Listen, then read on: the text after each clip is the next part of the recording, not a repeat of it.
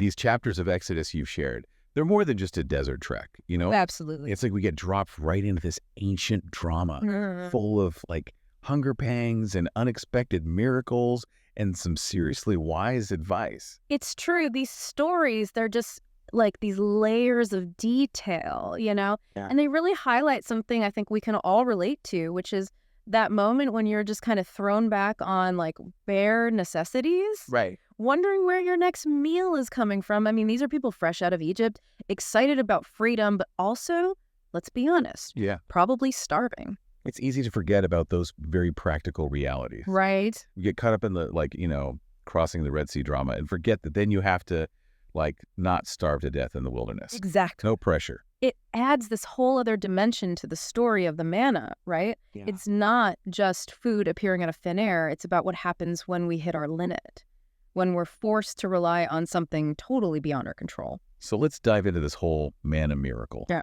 Imagine waking up and finding, well, something you've never seen before. Yeah. Covering the ground. And it's breakfast. Yeah. Talk about a curveball. Exodus describes it as this fine flake-like thing. Yeah. It's kind of like frost appearing each morning after the dew evaporated. And get this, it supposedly tasted like wafers with honey. Wafers and honey. Well, now that you mention it, that does sound a lot more appealing than, like, plain locusts. Right. Although I'm not sure. Even dessert for breakfast probably gets old after a while. Right. Especially over 40 years. Right. But I think that's part of the point. It wasn't a gourmet experience, right? It was about basic sustenance, Right. about provision in its purest form. And trust, too, right? Oh, yeah. Because they had to trust that this unknown substance was A, edible in the first place, and B, that it would actually nourish them. Absolutely. And that there'd be more tomorrow. That's like, that takes a leap of faith. Huge. It becomes this like powerful symbol of God's faithfulness, right? But also just this constant theme of surrender. Like they couldn't stockpile it, they couldn't control it, they couldn't hoard it. They had to embrace this day-by-day existence, trusting that they wouldn't be abandoned. So how did they react? I mean, faced with this like daily miracle, were they grateful or were they, you know, a little sus? Well, the text tells us, let me see if I can get it right. When the Israelites saw it, they said to one another, "What is it?" Okay. For they did not know what it was. They were suspicious, unsure, a little afraid even. Can't say I blame them. It's such a human response, though, isn't it? The most. Even when something is clearly, like, intended to help us. Yeah. Maybe even when it seems like, you know, the answer to our prayers, that initial instinct is to question it. Maybe even doubt it. Yeah, it's like this, you know, it's this very human reaction to the unknown. Totally. Even when it shows up as a miraculous breakfast. Right. Which, I don't know, it makes me think, how often do we do the same thing?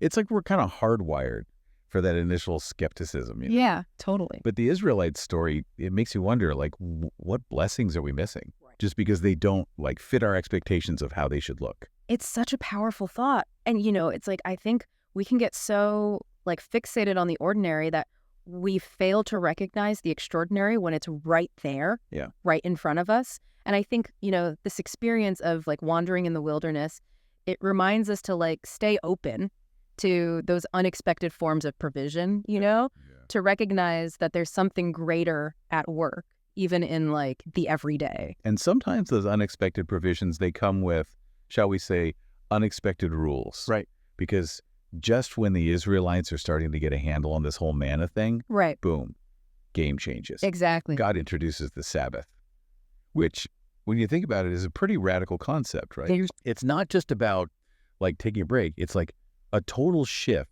in how they understand time and work and their whole relationship with, like, God even. It's true. And, you know, it's like, remember, they're fresh out of like this life of relentless toil in Egypt. Yeah. So you can imagine how revolutionary this idea of a designated day each week when work is forbidden, where rest is a commandment. I mean, it's almost unimaginable in that context. So how does the Sabbath work, practically speaking, when your food supply literally arrives, like fresh every day? I know, right? Do you like just skip a meal? Well, that's where things get even more interesting. So the book of Exodus tells us that on the sixth day, they're instructed to gather twice as much manna. Okay. A double portion. Divine meal prepping. Talk about forward planning. Right. Although I have to imagine it was like a real test of faith. Like, oh, for sure. Wouldn't it be tempting to like stash away a little extra. Totally. Just in case, for a rainy day. Absolutely. And some of them did. They tried to like hold on to a bit extra, hedge their bets. Right.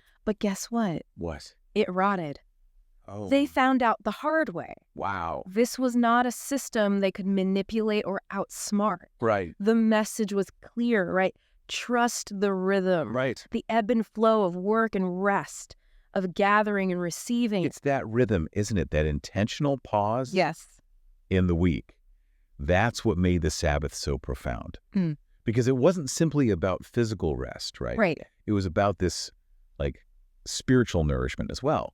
It was acknowledging that even in the middle of the wilderness, amidst all of that uncertainty, there was this like sacred time set aside for something deeper. 100%. Like it's this recognition that like, our worth doesn't hinge solely on what we produce. Yeah. Right. It's this like timely reminder to like, step back from the daily grind and reconnect with something, larger than ourselves. Yeah.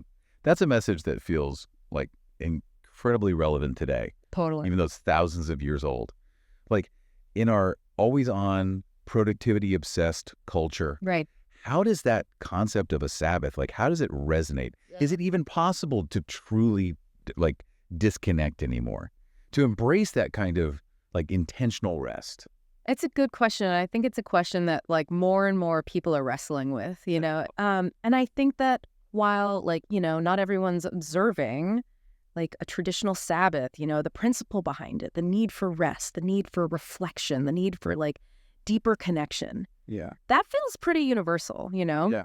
And I think the challenge for all of us is to find ways to incorporate that however it looks, in our own lives. And I think it's a challenge worth embracing. Totally.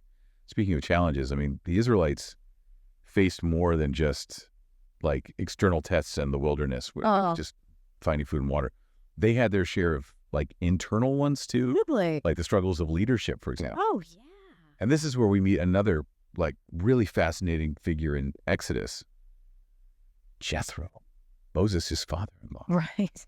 Talk about a man full of wisdom, right? He really is. And his arrival marks like a turning point, I think, in Moses' journey as a leader. I agree. So set the scene for us. Like, what's the situation when Jethro shows up? What kind of like pressure cooker is Moses dealing with? Well, at this point, Moses has essentially become like a one-man judicial system for the entire Israelite community. Really? Like he's Judge Judy, but for an entire nation wandering through the desert. Essentially. Wow. Day and night, people are lining up, right? Bringing their disputes to Moses, seeking his judgment. Yeah. And he's hearing each and every single one. Oh, my goodness. Trying to dispense justice and just maintain some semblance of order. Yeah. I see where this is headed. Burnout city. Total burnout. That sounds exhausting. The worst. No wonder Jethro felt like he had to step in, right? Like he must have recognized how unsustainable that was. Totally. Jethro sees that Moses is not only working himself to the bone here, right?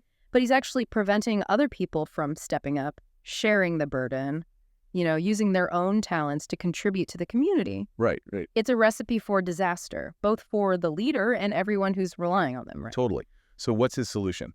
Okay. So Jethro. How do you delegate in the middle of the wilderness? Right. He basically says, well, not basically, he tells Moses to establish like a tiered system of leadership. Okay. Right. So appoint capable, trustworthy individuals to handle like the smaller disputes, right. The day-to-day matters. Okay. Right. And then those individuals, they can bring the most complex cases, the most challenging cases to Moses for his like guidance and final say. So it's like creating a judicial pyramid with Moses at the top. Yes. Overseeing the system, but not like bogged down in every single detail. Exactly. Which is brilliant when you think about it, because not only does it like, lighten Moses' load a little. Totally. But it also empowers others and it allows for a more like sustainable structure to kind of emerge. 100%. And that's, I think, like the beauty of Jethro's wisdom. Yeah. It's like it transcends like time and place. These aren't like ancient rules for like how to govern a nomadic tribe. Right. These are like timeless principles of leadership that I think still resonate today. Delegation, building strong teams, fostering a culture of shared responsibility. These are crucial whether you're, leading a nation or managing like a team at work. It's about recognizing that asking for help isn't a sign of weakness, right? Absolutely. Like, it takes strength and humility to sort of step back and say, you know what, I can't do this all myself. Yes. I need the support and expertise of other people. Exactly. And by doing that, you create a more sustainable system for yourself, but you also like empower those around you. Yeah. And give them the space to like step into their own potential. It's amazing to me how these stories, from Exodus, though they're thousands of years old, I know. they offer these like incredibly powerful insights. The best. Into like the human experience. It's true. I mean, we've explored the theme of provision, right? Yeah. Through the story of the manna. We talked about the importance of rest and reflection with the Sabbath. Right. And now we're talking about, the power of delegation and shared leadership. Right. It makes you wonder, like, what other like timeless truths are just kind of hidden within these texts? Right. Just waiting to be like unearthed and unpacked. Exactly. And, I think, like you were saying, it's like these stories, they're not just dusty relics of the past. Yeah. Right? They hold up this mirror to our own lives. Yeah. And they invite us to kind of grapple with these like big universal questions about faith and doubt and resilience and what it means to like truly thrive. Yeah. Both individually, but also like collectively. Like you said at the beginning, these stories, they're full of just these like rich layers. Oh. And we've only just scratched the surface today, but hopefully, we've kind of unearthed some like intriguing insights for our listeners today that'll stick with them. Yeah. Because ultimately, that's the power of these stories. Totally. Right? They spark something in us. They invite us to like ask the deeper questions and maybe even like, inspire us to live a little differently. Beautifully said. Yeah. And on that note, we'll leave our listeners with this thought. As you go about your day, your week, your life, yes, be open to those unexpected forms that sustenance and guidance, wisdom might take. Right. Because just as the Israelites discovered, this unexpected provision in the barren wilderness, you too might find that the universe has its own remarkable ways of providing exactly what you need. Right when you need it. Right when you need it most. Welcome to Charlie and Mia's podcast. We're embarking on an exciting journey to read through the entire Bible in just 1 year. Every day, we dive into Scripture, exploring its meanings and how it applies to our lives today. We invite you to join us on this incredible adventure of learning and discovery. Don't forget to subscribe to our channel so you never miss an episode.